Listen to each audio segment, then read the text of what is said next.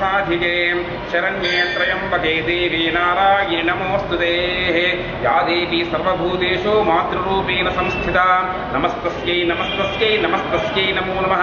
ओम श्रीं ह्रीं श्रीं कमले कमलालये प्रसीद प्रसीद श्रीं ह्रीं श्रीं ओम महालक्ष्म्यै नमः।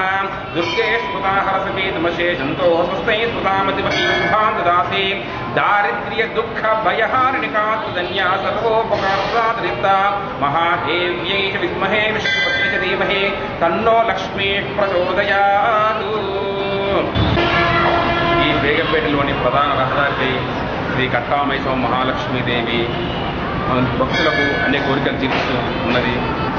ముఖ్యంగా గత 30 సంవత్సరాల క్రితం ఈ అమ్మవారు కట్టమైసమ్మగా వెలుగొందినది. తర్వాత కాలక్రమేణా శ్రీ చక్ర సుభాష్ ముదిరాజు గారు దంపతులు చేతుల మీదుగా శ్రీచక్ర ప్రతిష్టాపన చేయడం జరిగింది. ఎప్పుడైతే శ్రీచక్ర ప్రతిష్టాపన చేయజరిందో అప్పటి నుంచి శ్రీ కట్టామైసమ్మ మహాలక్ష్మిగా ఆవిర్భవించింది. అప్పటి నుంచి ఈ అమ్మవారు ఈ అమ్మవారి దేవాలయంతో అభివృద్ధి కార్యక్రమాలు నోచుకొని ముఖ్యంగా అష్టలక్ష మంటపము, నవదుర్గా మంటపము, నూతనంగా నిర్మించిన రాజగోపురము ఇవన్నీ కూడా ఈ దేవాలయ అభివృద్ధి కార్యక్రమాలు శ్రీ చక్ర సుభాష్ ముదిరాజు గారి చైర్మన్ గారి ఆధ్వర్యంలో జరిగినది. తర్వాత ఈ దేవాలయంలో ముఖ్యంగా పండుగల గురించి చెప్పుకోవాలంటే ఆషాఢ జాతర, ఆషాఢ మాసంలో వచ్చే ఆషాఢ జాతర అత్యంత వైభవంగా జరుగుతుంది.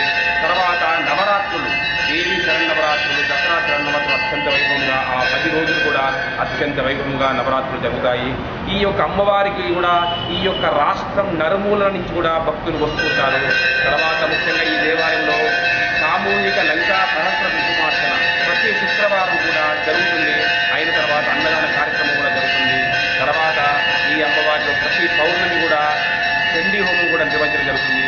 కాబట్టి ఈ అమ్మవారు అత్యంత గొప్ప మహిమానుడైనగా వెలుగొందుతూ భక్తుల కోరికలు తీర్చుతూ వెలుగొందుతుంది.